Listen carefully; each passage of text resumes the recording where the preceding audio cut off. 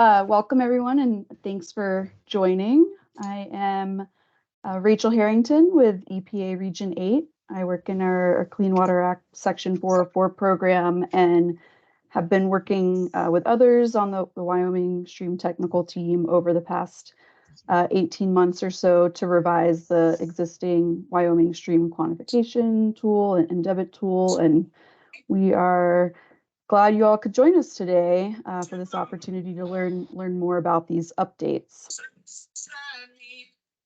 So I'm just going to start with a couple of quick reminders and some ground rules for moving forward with the webinar today. First thing to note is that the presentations are being recorded. There will be a separate video for each presentation, which will then be posted to the Stream Mechanics YouTube channel, and the links to those videos will be sent out to all attendees in a follow-up email, along with a PDF of the slides from each of the presentations. So with that in mind, we ask that you do please keep yourself on mute throughout the webinar today. If at any point you have questions that come up during the presentations, you can feel free to post those directly into the chat. We will be doing our best to respond to those questions in the chat as we're able, and we'll also try to get to any unanswered questions at the end of each presentation as time allows.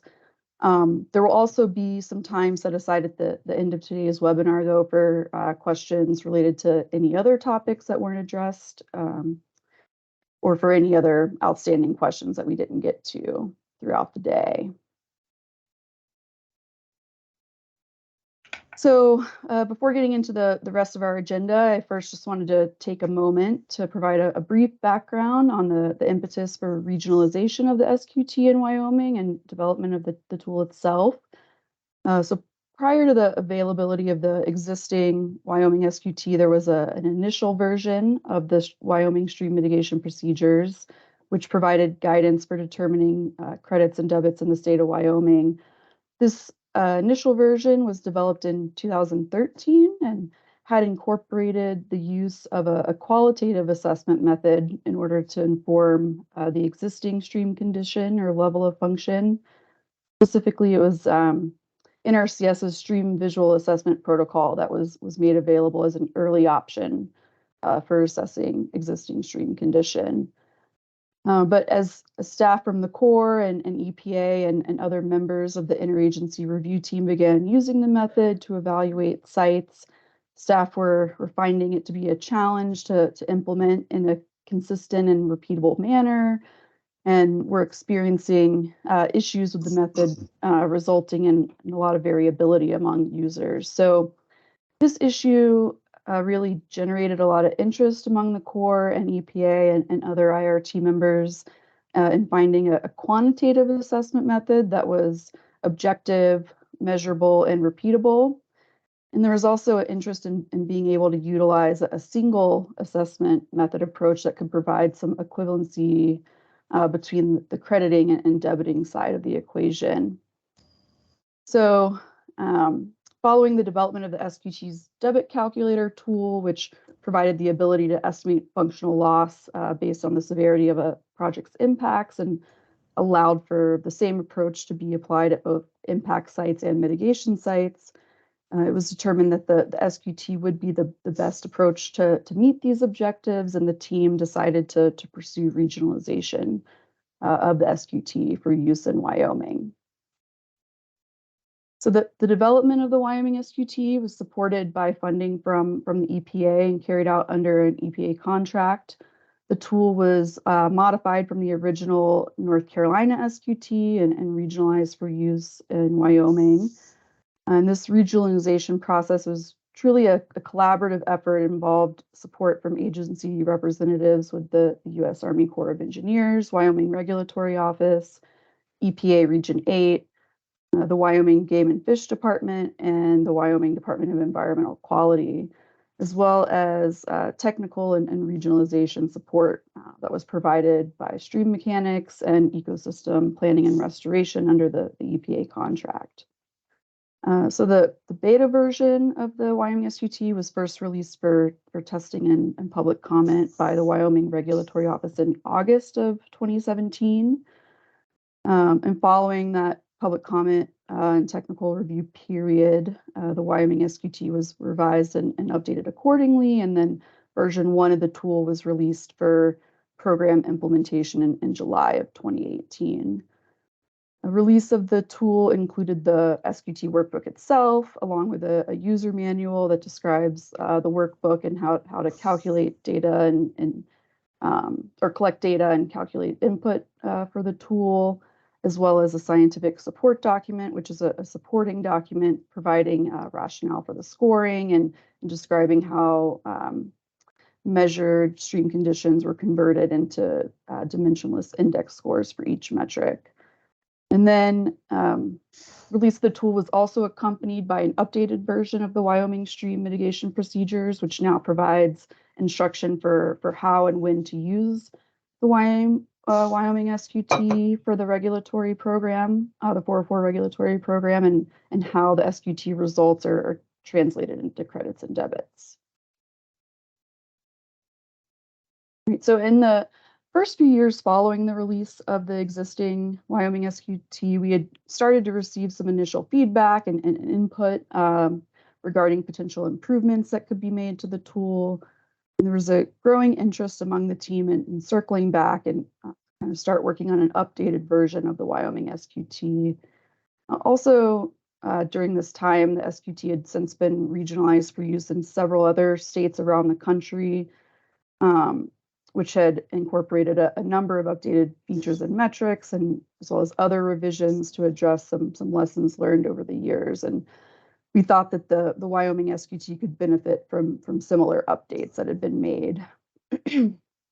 So we were able to secure additional funding to support this new effort, again, under an EPA contract, and reconvened the technical team to start meeting regularly again with support from Stream Mechanics, EPR, and McCarthy Ecology, and begin working through those updates that we were interested in incorporating into the second version. So some examples of the updates include revision to the format of the SQT workbook to accommodate multiple reaches, removing the debit tool worksheet from the SQT workbook and creating a separate Wyoming Stream Impact Tool workbook, the addition of a new flow alteration module, revising some parameters, metrics, and reference standards, and then improving clarity in the user manual regarding certain methodologies, estimating proposed conditions, as well as some additional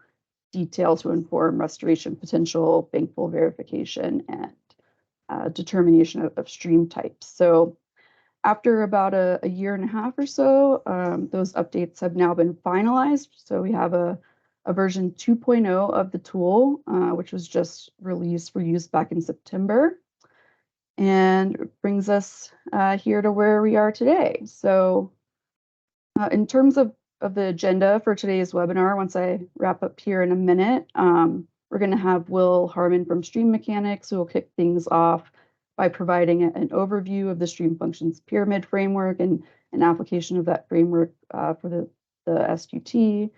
And then Sydney Jones from EPR will provide a presentation on the process for delineating stream reaches within a project area. And then we'll have a presentation on determining stream types, which are based on the Roskin stream type classification system. And then we'll have a short break around 11, and then come back for one more presentation before lunch, covering the key parameters and metrics that are assessed in the Wyoming SQT. And then we will break for lunch around 12:15.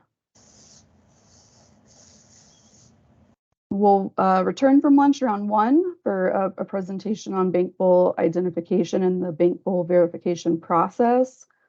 That presentation will be followed by an overview of the new version of the Wyoming SQT and those updates that have been made from the previous version. And then at 2:30, we'll take another short break and then return at 2:45 for an overview of the new version of the Wyoming Stream Impact Tool and the updates that have been made from the previous debit calculator. And that will be followed by a tour of the updated version of the user manual and data forms. And then our last presentation of the day will be from Paige Wolkin with the Corps' Wyoming Regulatory Office, and we'll cover the stream mitigation procedures, which again, the document that provides instruction for how and when to use the SQT for the 404 program and how the SQT results are translated into credits and debits. And then again, at the end of the day, we will have time set aside for additional questions on any topics that weren't addressed during today's presentations, as well as any other outstanding questions from the day that we didn't get to. And then we will be wrapping things up at 5. So yeah, that's what we have in store for today. It is going to be a whole day filled with a lot of PowerPoint presentations, but again, as a reminder, we will be recording all of the presentations, and links to those videos will be sent out to all attendees in a follow-up email with a PDF of all of the slides. So you will have all the materials to refer back to in the future if needed. So again, thank you all for joining us today, and that I'm going to pass it over to Will now, who will start us off with the overview of the stream functions pyramid framework in SQT.